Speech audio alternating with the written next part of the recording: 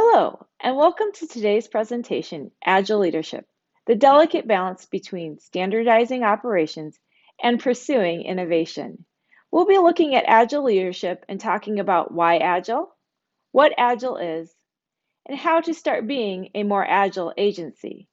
In addition, we'll hear from one of Iowa's regional educational service agencies, Northwest AEA, and learn about how they are rolling out Agile in their agency. My name is Deborah Cleveland, and I'm an instructional designer at AEA Learning Online. Laura Williams also works with AEA Learning Online as the 21st Century Learning Specialist and Work-Based Learning Coordinator. And I have to give Laura a special shout out because she is the one who introduced me to Agile and Scrum, so she's sort of my sensei in this work. So thanks, Laura. And Katie Evenson has been leading the charge in her AEA, Northwest AEA, and she is the executive director at that agency. So thank you too for joining us, and we look forward to hearing you later in the presentation. As we get started, I want to take a step back in time. And I'm not just talking a little step, I'm talking about a really big step. I want us to go back to a time when most humans are hunting and gathering for food.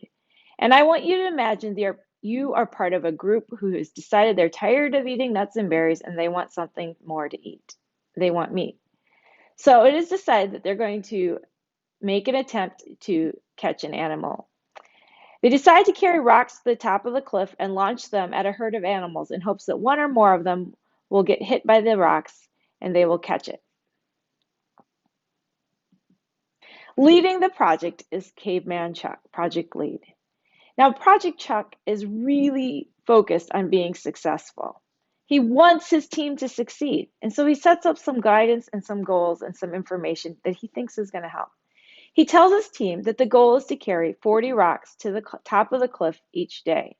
He defines the path that must be used to carry the rocks to the top of the cliff. He says each rock must weigh at least 20 pounds and measure 15 by 15 inches. He asks each person to total their tally of rocks on a tablet and submit it by 5 p.m.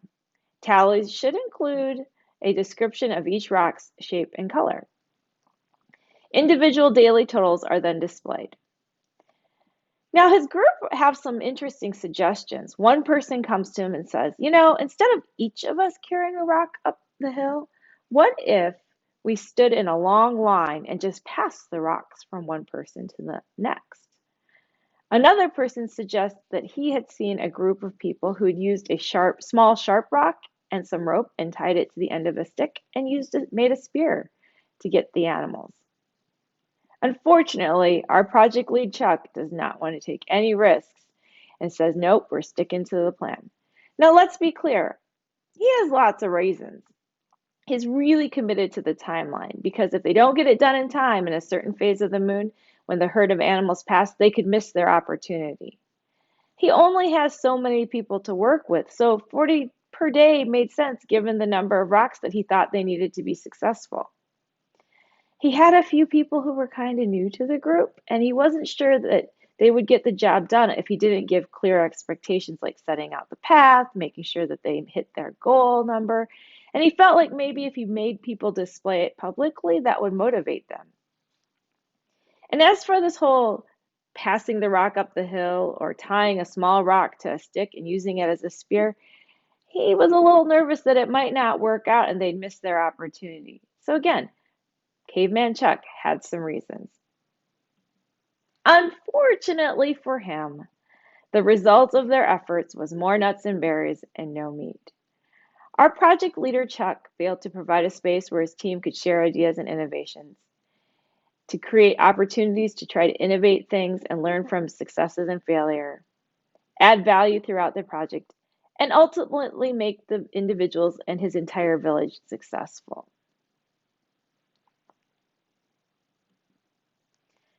So now let's take a moment to think about projects in our world.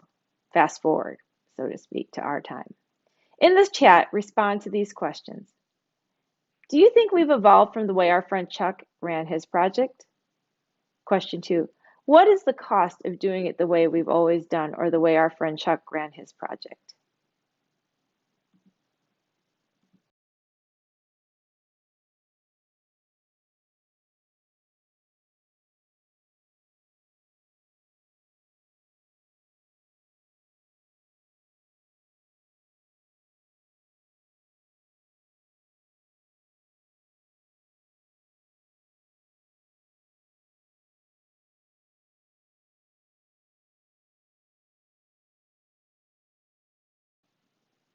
I'm excited to say that the way we do projects has evolved.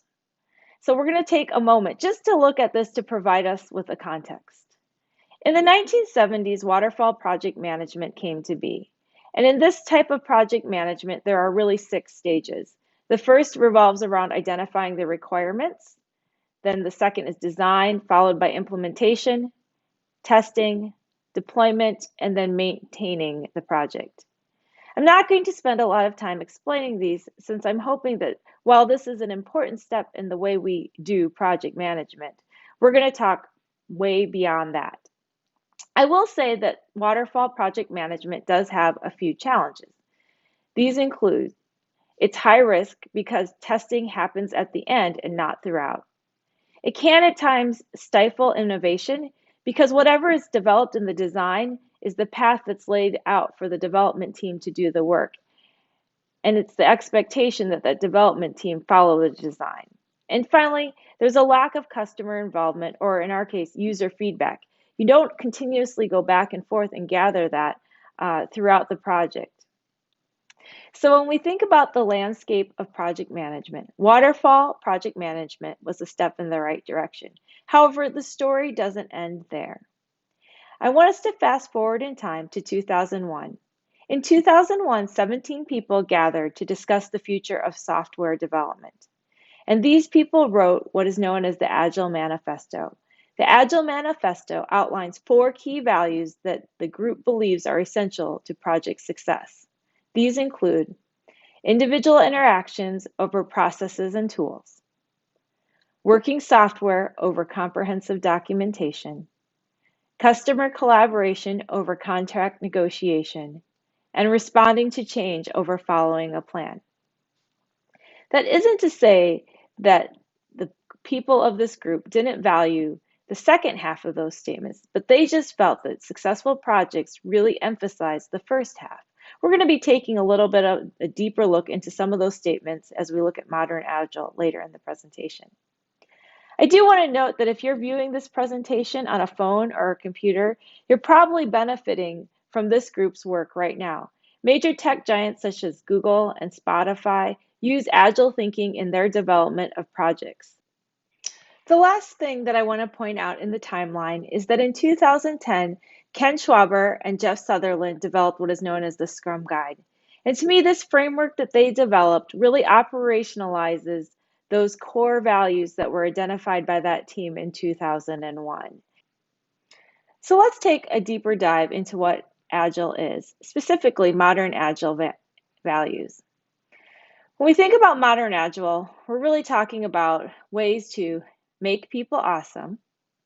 In other words, valuing individuals and interactions over processing and tools. Deliver value continuously. In other words, working software over comprehensive documentation.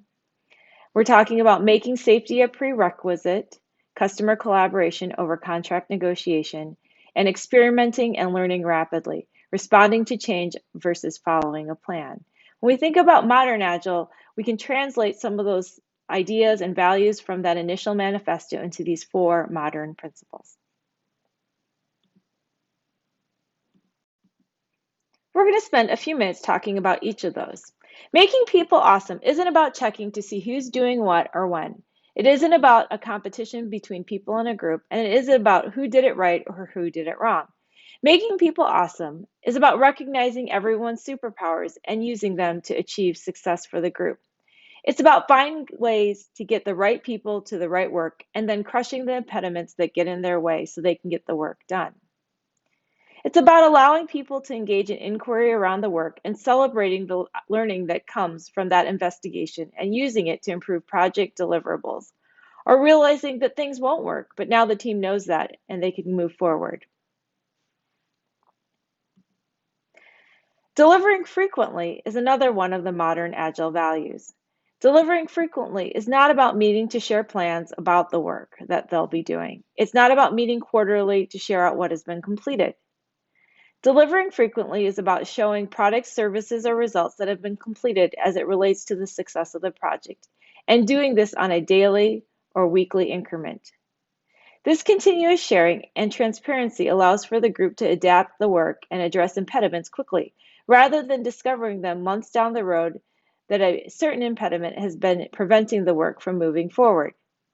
Delivering frequently is about reducing the risk because the group and the stakeholders are able to provide feedback more frequently. Making safety a prerequisite isn't about slogging through meetings, being uncertain if your voice should be heard, or worried that what you offer to the group is being judged. Making safety a prerequisite is about creating a space, a climate, and a culture where people feel safe to share their ideas. Making safety a prerequisite is about creating strong relationships so that people feel free to share innovative ideas and take risks. It's all about allowing each group member to have a voice. It's about creating a culture where transparency is the norm, where people can share impediments that are disrupting the work so that the group can problem solve ways to remove the barriers and to crush impediments. It's also about seeing challenges as opportunities and failures as a place to grow. Making safety a prerequisite is about a climate and culture that celebrates small and big wins. Perhaps most importantly, making safety a prerequisite is about assuming positive intent of all members on a team. The fourth and final modern Agile value that I'm going to talk about today is experiment and learn rapidly. Experiment and learn rapidly isn't about following a detailed plan that has been predefined and outlined by individuals who may or may not be participating in the work. It isn't about engaging in a series of predefined tasks, and it isn't about getting so far down a path towards a goal or deliverable that changing directions would result in a catastrophic loss of resources. Experiment and learn rapidly is about trying to identify new ideas, nurturing them, and then reflecting frequently on how it went. If things go well, keep moving down the path.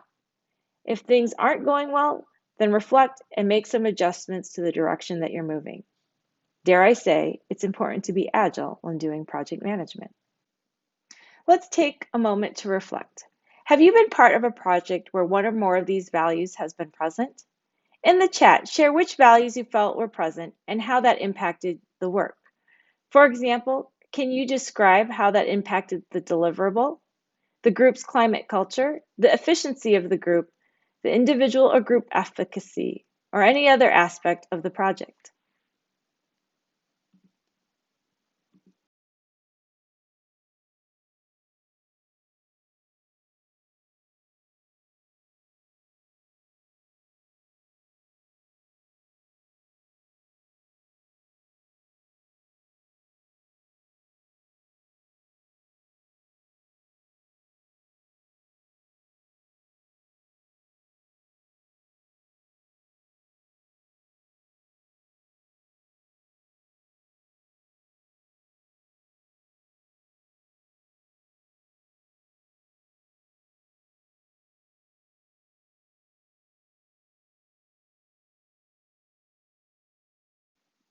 We talked a little bit at the beginning of this presentation about the why we want to do Agile project management. We've looked at the four values, which are a part of the what is Agile, and now we're going to talk a little bit about the how to get from static to Agile. In this next part of the presentation, we're going to be identifying some areas that may already be doing things in an Agile way. We're going to look at who should be doing Agile. And then within those groups of who, how do you strike that balance between static and chaotic? For this next part, I've created a planning template for you to jot down some notes and possibly identify some next steps. As we go through the following slides, take some time to complete the prompts. The document is to be a starting point for planning how to help your agency become more agile. However, don't be surprised if you jot down what you jot down changes and grows as you vision out the work within your organization. Also, it's probably likely you're going to find that I missed a category or two along the way. All this is just a place to capture your thoughts as we talk about the different elements of how to be agile. As you start planning, you will want to identify an agile leadership team. Think across your agency for those individuals that play a critical role in the daily, weekly, monthly, and yearly operations of your agency. If you take a look at business, We often find that Agile leadership teams include the CEO, the heads of finance, human resources, technology, operations, and marketing. Take a moment to brainstorm the individuals in your agency who might be part of your Agile leadership team.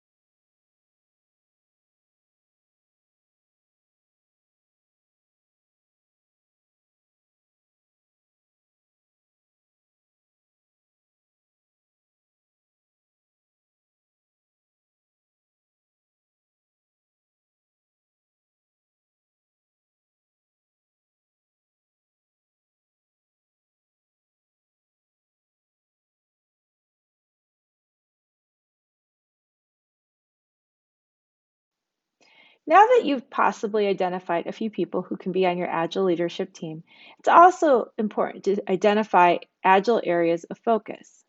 Not everything in an agency needs to be Agile. As a matter of fact, some parts of an agency might not be a good fit. For example, payroll. I'm not sure if I want payroll people to be implementing Agile and experimenting with my paycheck. Another thing to think about is consider this scenario. In a restaurant, certain features are non-negotiable. Things like making sure that the food is served at the correct temperature, cleanliness, service such as wait times for a seat, etc. These may not be the best places to start being an agile restaurant. That isn't to say never, but might not be the place to start. Being agile in a restaurant really might begin with identifying menu items for future menus, specials of the week, and things like that. Be thoughtful in considering where you want to identify as your agile area of focus.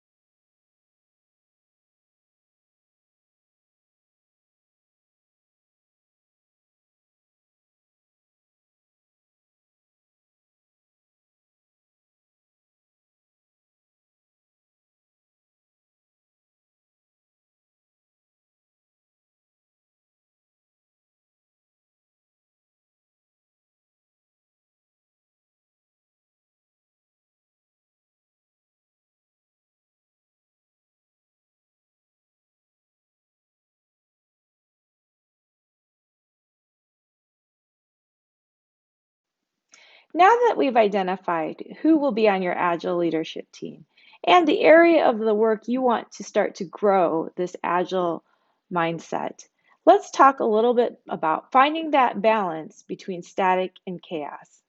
We're going to be going over several components that we want you to think about where your agency or your group that you're focusing on is right now, where they might benefit from moving on that continuum between static and chaos.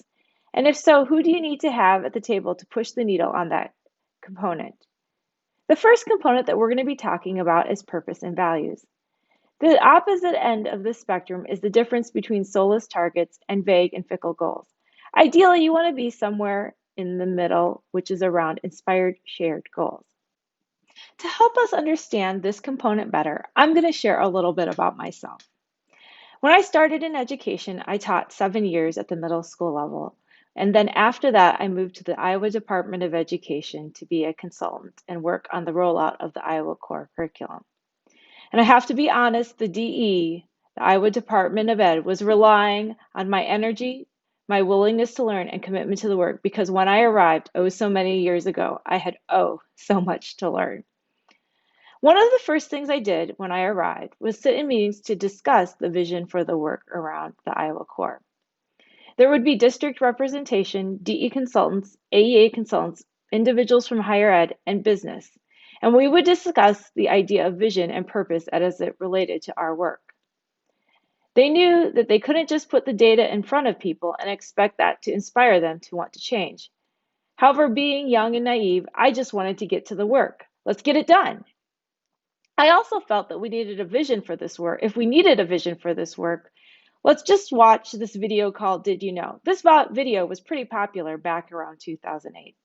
In it, the video highlights facts about the world that kids were living in then and what they would need eventually to be successful as adults. To me, that was enough vision to get me going. It was inspiring. Now, as I reflect back on those experiences, I know that the individuals in those meetings were tirelessly working to create and inspired shared goals that would concretely move the system forward and make learning better for kids. And that what I thought was inspiring was vague and fickle. As a matter of fact, the video that I loved and was inspired by has since been redone several times because the world itself has shifted. And while the video was inspiring, it didn't provide much clarity around what actually needed to be done. Much like the leaders in those meetings oh so many years ago, we need to work towards a vision that is grounded in data, but also inspiring to get individuals in our agencies to make people awesome, deliver frequently, make safety a prerequisite, and experiment and learn rapidly. Take a moment to identify where you are on this component.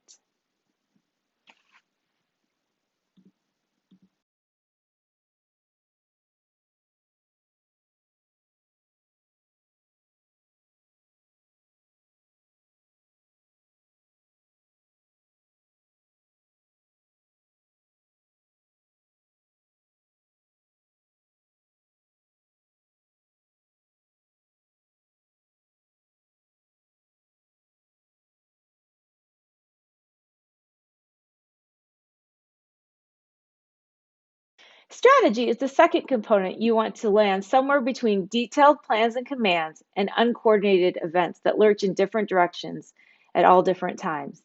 The balance you want to strike falls somewhere around adaptive roadmaps. One way to think about this is to hit on what the deliverables are during each increment of work and that what the final deliverable is at the end of the project. Then, as the team begins to work and determine how, they determine the steps they are going to take to get the work done. This allows the team to have ownership over the process that they are using to complete the work and coordinate the efforts so as to avoid inefficiencies. I also want to take a moment to talk about this idea of being adaptive. Groups should be meeting frequently enough to see where the plans may or may not be working and make adjustments as needed. Consider this example. Wendy, Bob, and Dave are working on a PD session. When they are planning out the work, Wendy agrees to design a digital postcard to promote the event on social media. Bob is working on facilities, and David is managing the contract with the external expert. A week into the increment of work, Wendy's computer breaks and she is issued a loaner that doesn't have design software needed to develop the digital postcard. In Agile, the team was meeting frequently, and Wendy shares the impediment to her work. Her team discusses what to do, and in the end, Wendy writes the copy for the postcard. Dave, who feels like he's got his work around the contract is good to go, offers to take the copy and design a postcard and get it to Wendy in time for the social media launch. The increment of work is successfully completed, although the roles and the different tasks assigned to individuals altered throughout the sprint. Key to this is that the group knew enough about each other's work to step in and support each other. They problem solved, and they were meeting often enough to share these impediments that were standing in their way and adapt their roadmap to complete their project. Take a moment to identify where you are on this component.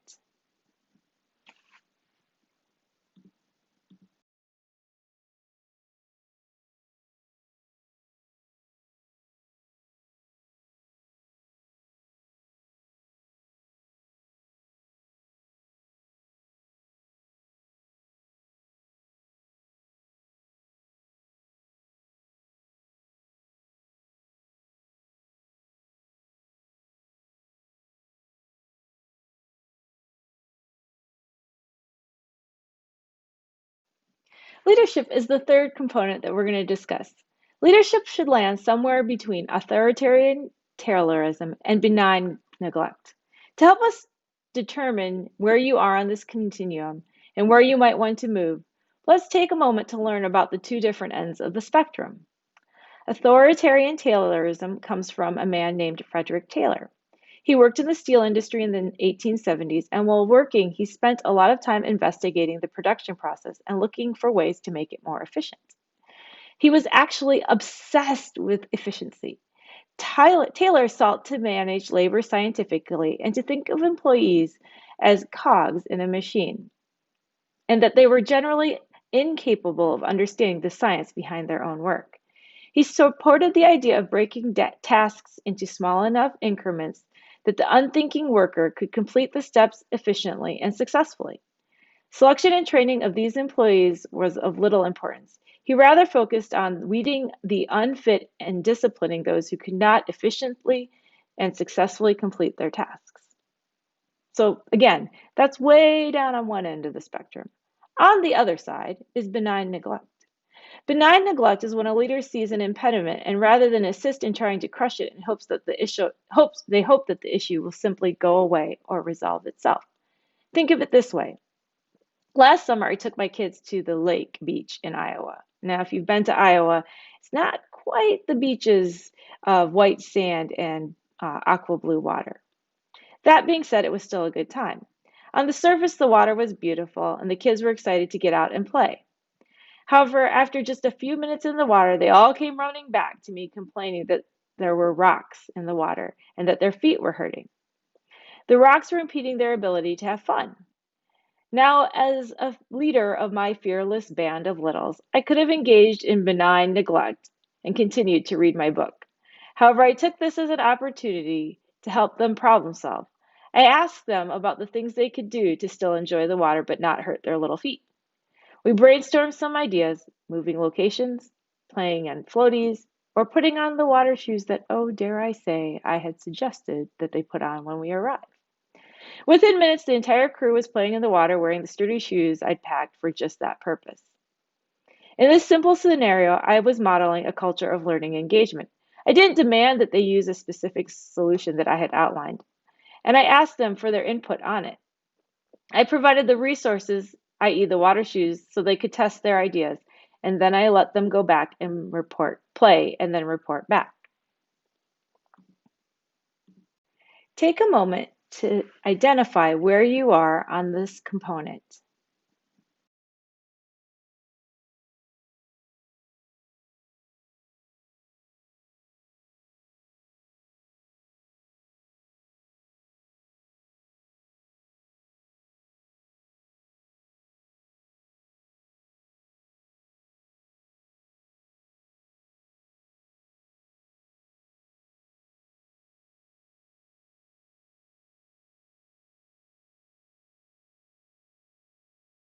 This next component revolves around planning, budgeting, and reviewing. When we think about Agile, it isn't about implementing the same process over and over year after year, but rather about strategically thinking and implementing a plan that has been adapted or changed based on the results from the previous cycle. On the flip side of this, you don't want to end up in the haphazard system of management, where your organization is simply reacting to feedback and reeling from one effort to the next. You want to strike a balance around dynamic feedback loops. One of the groups that I've had the opportunity to work with structures their work this way. They meet with their project teams on a regular basis and discuss any types of progress that's happening or any potential impediments that may be standing in their way. After those meetings, which are relatively short, sometimes they're time boxed or limited in time to about 15 or 30 minutes at a time, those leaders then go to a meeting where they meet with 3 other groups, project groups leaders, and share information, discuss progress and also impediments, and try to solve any issues that might be coming up that those 3 leaders can address within and amongst their groups. After that, the leaders from each of those 3 groups then meet with the Agile leadership team and give an overall picture of where the work is going within the projects and any kind of impediments doing this. The leaders then can respond with and resources and things like that to support the work. This type of dynamic feedback loop and addressing issues as they come up really helps those groups be productive and deliver frequently. Take a moment to identify where you are on this component.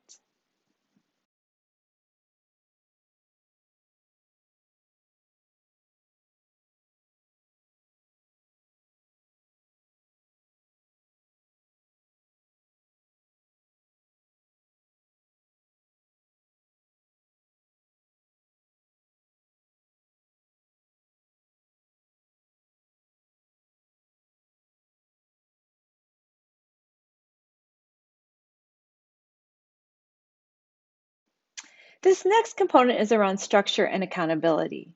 It's the balance between bureaucracy and anarchy. So let's think back to our friend Caveman Chuck and his project management style. Project Chuck had a lot of expectations around what things needed to look like, how heavy they needed to be, and he had a whole reporting system on how he wanted people to share out what they've accomplished and measure their success.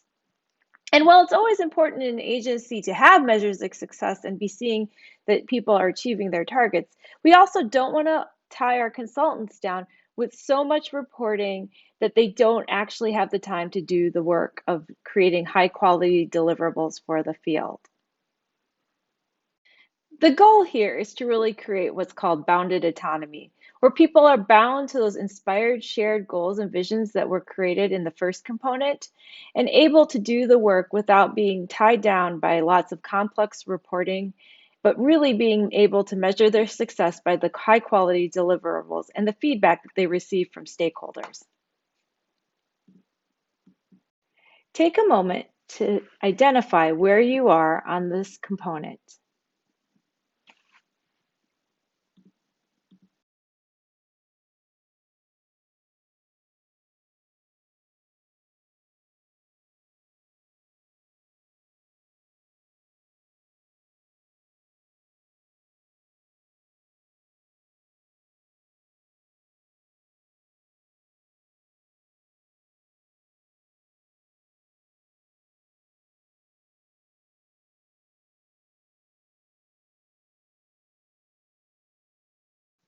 This last component that I'm going to talk about today is really around your talent engine, the awesome people and consultants who are in your agency right now doing the work. Where you want to land is somewhere between disengaged conformists who just follow directions and do what they're told and impractical inventors. You want to land around collaborative experts. Again, I'm going to take us back to our first story about Project Lead Chuck and his team. He had lots of people who were probably in that disengaged conformist area where they were happy to do exactly what he said laid out on the path. He also had a couple of inventors. Remember the two in the story who were like, hey, what if instead of each of us carrying our own rocks, we pass them from one person to the next up to the top of the hill? Or the guy who was like, oh, let's try that sharp rock and tie it to a stick and try shooting that at animals. Those guys are those inventors. Now, whether they were impractical inventors is yet to unknown. But here's where we want to balance that idea of conformists who just follow the plan and those people who might have ideas that are outside the scope of the project or outside of the resources that are available. What you want to land on is collaborative experts, people who can discuss and share ideas and then recognize when something may or may not fit with the vision and goals of the project. That balance between disengaged conformists and impractical inventors. We want to land somewhere right around collaborative experts. Take a moment to identify where you are on this component.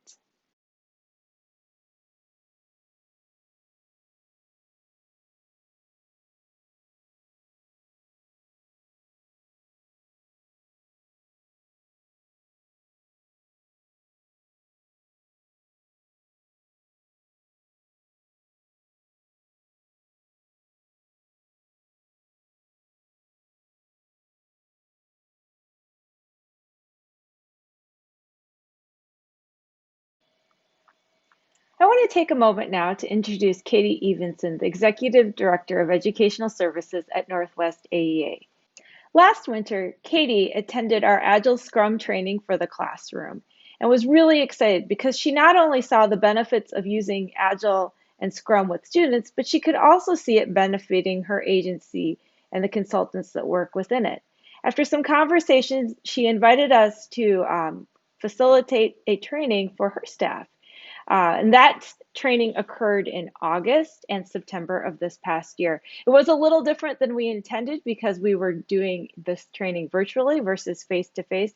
But Katie's going to just tell us a little bit about her vision for this work and how her AEA is moving forward.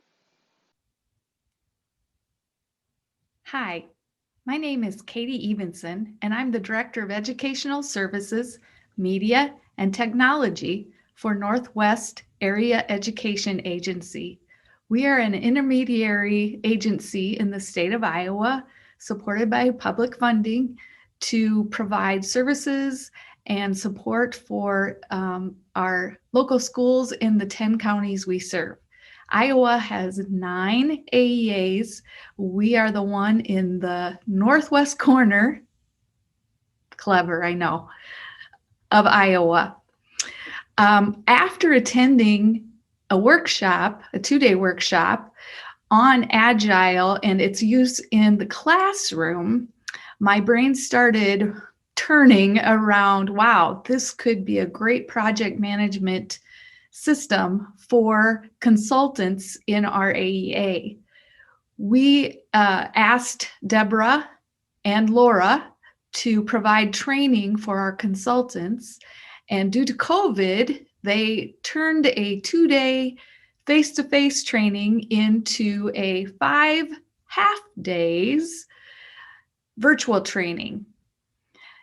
Through this training, we have learned how we can use Agile as a method to help us with our various projects. We have many teams that have several different team members, and they needed some form to be able to track what was going on with each of their projects, who was doing which action, and where they actually were in the process. Agile provides a great framework for that. It really gives them a visual of what's happening, what is waiting to happen, and what's actually done. So it's a great visual way to be able to communicate with each other around steps that have been taken in order to complete a project. We also subscribe to the 4 values that the Agile framework really purports. So we try our best to make people awesome, to be flexible and experiment and learn rapidly. We also believe in safety, and not just physical safety, but mental safety, so that everyone can work in the way they need to work. And we also, of course, as an intermediary agency, want to be able to deliver value to our schools. So we have been using this project management system just starting this year. We have been using virtual Scrum boards, so anyone, anywhere could be able to see what is happening in the project and how it's going. We have been using daily stand-ups. We don't do them daily, but we do have them at least monthly so people can check in on what's happening with the project they're working on and which pieces they have completed. The Agile mindset and framework work very well with some other formats that we have learned recently and been using. For example, it meshes very well with Lencioni's advantage and all the thinking in those structures in his book. And it also works well with the 4 disciplines of execution that Covey helped to write. So we really see that those all work together in order to make projects run smoothly, meet the need of those that we are creating them for, and give each of our employees a visual of work that's done, which is really encouraging and motivating to be able to see what you've done in an industry that sometimes is hard to see your impact. Thanks, Katie, for sharing how Northwest AEA is working to become a more agile agency. In this presentation today, we've talked a little bit about the evolution of project management, why we would want to do Agile, what Agile is, and examine some ways to start thinking about how to be more Agile as an agency. I hope you've been able to start to formulate some thoughts around it and some ideas that you want to continue to explore as you think about becoming more Agile. As I mentioned at the beginning of this presentation, we'd love the opportunity to continue this conversation and answer questions. If you'd like to, you can continue to write questions or thoughts in the chat and we'll be monitoring that. Or you can also go to the Zoom room that we've connected with the link or the QR code on the screen and join us for some real-time conversation about becoming an Agile agency. Thank you so much for attending, and I look forward to talking with you soon.